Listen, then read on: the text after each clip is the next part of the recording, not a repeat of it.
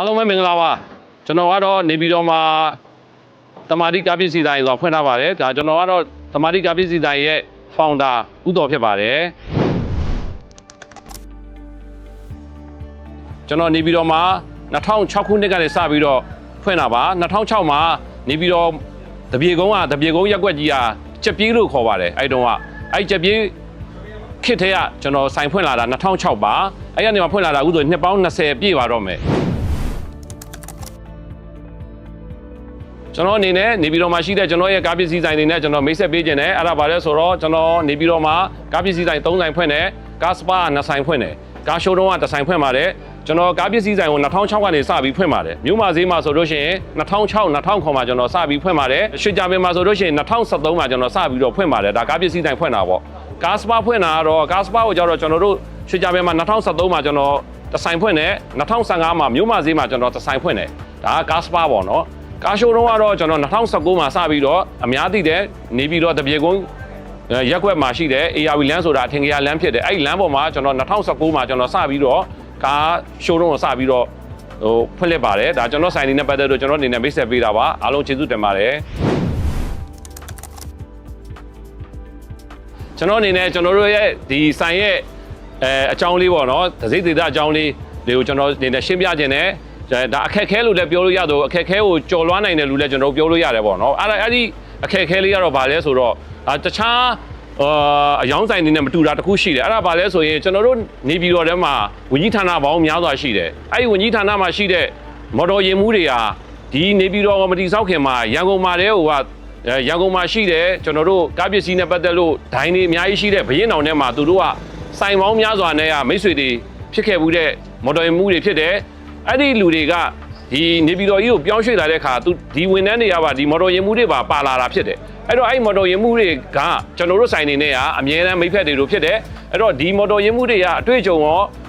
ာဘဝတုဒ္ဒရောကျွန်တော်တို့အများကြီးတာတယ်တာတဲ့တက်မလို့ကျွန်တော်တို့ကဘာကိုရည်ရွယ်ပြီးရောင်းရလဲဆိုတော့ပစ္စည်းမှန်ရမယ်ဈေးမှန်ရမယ်ပစ္စည်း quality ကောင်းရမယ်ဒါကိုရည်ရွယ်ပြီးတော့ကျွန်တော်တို့ကရောင်းရခြင်းဖြစ်တယ်ဘာဖြစ်လို့လဲဆိုတော့ဒီမော်တော်ယာဉ်မှုတွေကပစ္စည်းကောင်းလားမကောင်းဘူးလား quality ကောင်းလားမကောင်းဘူးလားဈေးနှုန်းမှန်လားမမှန်ဘူးလားဆိုတာကျွန်တော်တို့တဲ့အများကြီးတွေ့ကြုံရှိပြီးသားလူတွေဖြစ်တယ်အဲ့ဒါမို့လို့ကျွန်တော်တို့ကပစ္စည်းကောင်းတာလေးတွေကိုရွေးပြီးရောင်းရတာဖြစ်တယ်အဲ့ဒီမှာတစ်ခုပါဝင်ရတော့စတေလီယန်ပေါ့နော်စတေလီယန်အင်ဂျင်ဝိုင်းဆိုတာဒါစင်ကာပူကနေမှထုတ်လုပ်တာဖြစ်တယ်အဲ့တော့ဒီစတေလီယန်အင်ဂျင်ဝိုင်းကဒါကောင်းတဲ့အင်ဂျင်ဝိုင်းတစ်ခုဖြစ်တယ်လို့ကျွန်တော်တို့အနေနဲ့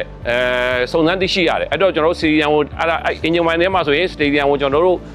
အများကြီးရောင်းခဲ့ဘူးတယ်ကျွန်တော်ရဲ့ဒီမော်တော်ယာဉ်မှုတွေနဲ့ကျွန်တော်ပြောကြည့်တဲ့ခါကျတော့သူတို့လည်းလက်ခံတယ်လွန်ခဲ့တဲ့ကျွန်တော်နှစ်ပေါင်း20တုန်းကအင်ဂျင်ဝိုင်းလောကမှာအင်ဂျင်ဝိုင်း brand ကအဲ့လောက်ထိအများကြီးမရှိခဲ့ဘူးအင်ဂျင်ဝိုင်း brand ကနည်းတယ်အဲ့ထဲမှာမှကျွန်တော်တို့စတေဒီယံကိုရောင်းတဲ့အချိန်မှာမော်တော်ယာဉ်မှုတွေကိုယ်တိုင်ကလက်ခံတယ်စတေဒီယံအင်ဂျင်ဝိုင်းကဓာတ်ဆီတွက်လည်းရတယ်ဒီဇယ်တွက်လည်းရတယ်ကူးလန့်လည်းရတယ်အကုန် brand လည်းကောင်းတယ်ပေါ့နော်အဲ့တော့မို့လို့ကျွန်တော်တို့ကပစ္စည်းမှန် quality မှန်တဲ့ဟာကိုဒီစတေဒီယံအင်ဂျင်ဝိုင်းကကျွန်တော်တို့ရွေးချယ်တဲ့ brand တစ်ခုဖြစ်တယ်ဆိုတာကိုကျွန်တော်အနေနဲ့ယုံကြည်ပါတယ်ကျွန်တော်အခုနောက်ပိုင်းမှာဆိုရင်ကားတွေကနိုင်ငံခြားအသွင်းတဲ့ကားတွေကဓာတ်ဆီကားတွေအများဆုံးသွင်းတာများတယ်အဲ့တော့ဓာတ်ဆီကားကိုကျွန်တော်တို့ဦးစားပေးပြီးတော့ကျွန်တော်ရောင်းရတဲ့အင်ဂျင်ဝိုင်းကများတယ်မြန်မာပြည်မှာလက်တလုံးမှာဒီဇယ်နဲ့ဓာတ်ဆီကားရွေးချယ်မယ်ဆိုရင်ဓာတ်ဆီကားတွေကစီးလာတာပိုများလာပြီအဲ့တော့ဓာတ်ဆီကားအတွက်ကိုအင်ဂျင်ဝိုင်းလဲတဲ့နေရာမှာS3000ပေါ့နော်အဲ့အင်ဂျင်ဝိုင်းအခုကြပိုင်းမှာကျွန်တော်အများကြီးရောင်းရတယ်ဒီ S3000 ကကျွန်တော်တို့အနေနဲ့ရောင်းမလောက်အောင်ဖြစ်တယ်ပေါ့ဘာလို့ဒီ quality ကလည်းကောင်းတယ်နောက်ဒီကျွန်တော်တို့ကိုယ်တိုင်ကလည်းခုနကတော့ကျွန်တော်ပြောခဲ့တဲ့ထဲမှာကျွန်တော်တို့ကားစပါရှိတယ်လို့ပြောခဲ့တယ်အဲ့ဒီကားစပါမှာကျွန်တော်တို့ကိုယ်တိုင်အင်ဂျင်ဝိုင်းလဲတယ်အဲ့တော့အင်ဂျင်ဝိုင်းလဲရင်ကျွန်တော်တို့ကဘာလေးထည့်ရင်ကောင်းမလဲလို့ customer မေးတယ်မေးရင်ကျွန်တော်တို့ stadium engine wine လေးကတော့တင့်တော်ပါတယ်ဈေးနှုန်းလည်းတင့်တော်ပါတယ်လို့ကျွန်တော်တို့ပြောတဲ့ခါကျတော့ဒီ customer တွေကဒီ stadium engine wine ကိုရွေးချယ်တယ်ရွေးချယ်တော့ S3000 ကျွန်တော်တို့ engine wine 4 liter တစ်ပုံးကျွန်တော်တို့ပေးလိုက်တယ်အဲ engine wine ကိုကျွန်တော်တို့ဒီလဲတဲ့အချိန်မှာကီလို9000ကျွန်တော်တို့သတ်မှတ်ပေးလိုက်တယ်ကီလို9000ပြည့်ရင်ကျွန်တော်တို့ရှိမှပြန်လာလဲတယ်ပြန်လာလဲရင်ကျွန်တော်တို့ကဒီကားရဲ့ဒီဘောင်မှာပေါ့နော်တကားဘောင်မှာကျွန်တော်တို့ကဒီစတီကာလေးကတ်ပေးလိုက်တယ်။နောင်ကီလို9000ပြည့်ရင်ပြန်လာလဲလို့ရမယ့်ကီလိုလေးကိုသတ်မှတ်ပေးလိုက်တယ်။အဲ့ကီလိုပြည့်တဲ့ချိန်ကျရင် customer ပြန်လာတယ်။ပြန်လာရင်ကျွန်တော်တို့ကစတီကာကိုကြည့်လိုက်တယ်။စတီကာမှာကြည့်လိုက်တော့စတီကာမှာလဲတဲ့အင်ဂျင်ဝိုင်းက S3000 အင်ဂျင်ဝိုင်းဆိုတာကိုကျွန်တော်တို့တွေ့ရှိတယ်။တွေ့ရှိရင်ကျွန်တော်တို့ကနောက်ထပ် S3000 ဒီအင်ဂျင်ဝိုင်းကိုပဲကျွန်တော်တို့ပြန်လဲဖို့ကျွန်တော်တို့ recommend ပေးရင် customer ပြန်လဲတယ်။ပြန်လဲတဲ့ခါမှာကျွန်တော်တို့ကအင်ဂျင်ဝိုင်းကိုဖောက်ချတယ်အဟောင်းပေါ့။အဟောင်းဖောက်ချတော့အဟောင်းမှာကျွန်တော်တို့ဖောက်ချလိုက်တဲ့ခါကျတော့ကီလို9000ပြည့်ပြင်မဲ့ ဒီအင်ဂျင်ဝိုင်ကကြည်နေသေးတယ်နောက်ပြီးတော့ချွဲပြစ်တဲ့အနေထားလေးတွေရှိနေသေးတယ်ပေါ့နော်အဲ့တော့ engine wine အနေနဲ့ရောဆိုတော့ engine wine ကလည်းတချို့ဆိုရင် heat ပေါ့နော် heat temperature အရန်တက်ရလို့ရှိရင် engine wine ပျောက်တာတွေရှိတတ်တယ်ဒါပေမဲ့ stadium engine wine မှာတော့ကျွန်တော်တို့တွေ့ကြုံရတော့ engine wine ပျောက်တာတော့ကျွန်တော်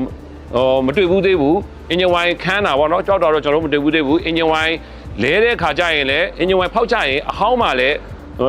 ကြည်လင်တာလေးတွေကျွန်တော်တို့တွေ့ရတယ်ပေါ့နော်အင်ဂျင်ဝိုင်းမဲတာအရန်မဲညစ်သွားတာမျိုးကျွန်တော်မတွေ့ဘူးပေါ့ဒါကီလို9000ပေးတဲ့နေရာမှာစေတီယန်အင်ဂျင်ဝိုင်းရဲ့အားသာချက်ကိုကျွန်တော်အနေနဲ့တွေ့ရှိရတာဖြစ်ပါတယ်ဓာတ်ဆီကားတွေအင်ဂျင်ဝိုင်းလဲမယ်ဆိုရင်စတေဒီယန်ကထုတ်တဲ့ S3000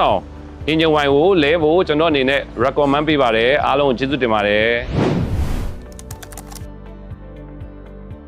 စတေဒီယန်နဲ့ပတ်သက်တဲ့အမှတ်တရတွေအများကြီးတဲ့မှာမှကျွန်တော်အားအကျဆုံးနဲ့သဘောအကျဆုံးအမှတ်တရလေးကိုကျွန်တော်ပြောပြချင်ပါတယ်အဲ့ဒါဘာလဲဆိုတော့စတေဒီယန်ကပစ္စည်းတွေရောင်းတာမဟုတ်ဘူးအင်ဂျင်ဝိုင်းတွေရောင်းတာမဟုတ်ဘူးစိတ်ပိုင်းဆိုင်ရာပါရောင်းတယ်ဘာတွေစိတ်ပိုင်းဆိုင်ရာရောင်းလဲဆိုတော့ကျွန်တော်တို့အင်ဂျင်ဝိုင်းရောင်းရုံနဲ့မဟုတ်ဘူးကျွန်တော်တို့အတွက်ဆိုရင်ကျွန်တော်တို့နေမဟုတ်ပါဘူးဒီဆိုင်သမားတွေပေါ့နော်ဒီနယ်မှာရှိတဲ့ဆိုင်သမားတွေအတွက်တွေကျွန်တော်အနေနဲ့ရှင်းပြချင်တာကတော့စတေဒီယန်ကတော့ပစ္စည်းပေါ်မှာနေမဲ့အာရုံမဆိုင်ဘူးသူတို့နဲ့လက်တွဲနေတဲ့ဆိုင်သမားတွေပေါ်မှာလည်းအာရုံဆိုင်တယ်ဘာအာယုံဆိုင်တာလဲဆိုတော့လူမှုရေးကြည့်မလားဘာသာရေးပဲကြည့်မလားဒါမှမဟုတ်နောက်တစ်ခုကဒီကုညီပေးတဲ့ဘက်ကိုပဲကြည့်မလားအဲ့ဒါဘာတွေလဲဆိုတော့ကျွန်တော်နေပြီးတော့မှရေဘေးတွေဖြစ်ခဲ့ဘူးတဲ့ငလင်ဘေးတွေဖြစ်ခဲ့ဘူးတဲ့အဲ့ဒီမှာငလင်ဘေးဖြစ်တာရောရေဘေးဖြစ်တာရောမှာကျွန်တော်အနေနဲ့ကုညီတာလေးတွေရှိတယ်ပရာဟိတကုညီတဲ့အချိန်မှာကျွန်တော်နောက်ကနေရောမှစတေဒီယမ်အဖွဲ့ကကျွန်တော်ဘာလိုချင်လဲကားလိုချင်သလားတခြားဘာတွေလိုချင်သလဲလူအင်အားလိုချင်သလားသူတို့ဝိုင်းဝန်းဆောင်ရွက်ပေးတာလေးတွေရှိတယ်ဒါကျွန်တော်တို့ဒါလူမှုရေးပိုင်းပေါ့နောက်ကျွန်တော်တို့ဒီမိသားစုပိုင်းမှာဆိုရင်လည်းအများကြီးကိုစတေဒီယန်ကမိသားစုဆန်တယ်သူကမိသားစုဆန်တာဆိုတာဆိုင်သမားတွေမိသားစုဆန်တာဆိုတော့မဟုတ်ဘူးဝန်ထမ်းတွေပေါ်မှာလည်းမိသားစုဆန်တယ်ဝန်ထမ်းတွေကိုလည်းကျွန်တော်ကြားမိတာလေးတွေပြောပြမယ်ဆိုရင်ဝန်ထမ်းတွေဆိုရင်လည်းဝန်ထမ်းတွေအယောင်းဘက်မှာရောနောက်ဝန်ထမ်းတွေရဲ့ scale ပေါ့သူတို့ရဲ့ confidence scale တွေပါဖြစ်အောင်လို့ဆိုပြီးတော့တင်တန်းတွေအများကြီးသူတို့ပို့ချတာတွေရှိတယ်စတေဒီယမ်မိသားစုကနောက်တစ်ခုကဒီဝန်ထမ်းတွေရောဒီပိုင်ရှင်ကနေမှအောက်ခြေဝန်ထမ်းအယောင်းဝန်ထမ်းအထိဒီဆိုင်သမားတွေကိုမှဂူးဆိုင်တဲ့ပုံစံကအားလုံးကတသားတည်းပဲဒီဆိုင်သမားဒီအယောင်းဝန်ထမ်းကလည်း customer တွေပေါ်ဆက်ဆံတာတွေကျွန်တော်တို့အယောင်းဆိုင်တွေပေါ်ဆက်ဆံတွေအားလုံးကဒီရင်ထဲရပေါ့နော်ရင်ထဲကမေတ္တာတရားတွေနဲ့ဆက်ဆံတယ်လို့ကျွန်တော်အနေနဲ့ခံစားရတယ်အဲ့ဒါတွေကတော့ဒါစတေဒီယမ်နဲ့ပတ်သက်တဲ့အမှတ်တရလေးပါပဲအားလုံးကိုကျေးဇူးတင်ပါတယ်စတေဒီယမ်အင်ဂျင်ဝိုင်းဒီလာမယ့်နှစ်ပေါင်း30မှနှစ်ပေါင်း300အထိအတို့ရှိပါစေလို့ကျွန်တော်အနေနဲ့ဆုမွန်ကောင်းတောင်းပေးပါတယ်ခင်ဗျာအားလုံးကိုကျေးဇူးတင်ပါတယ်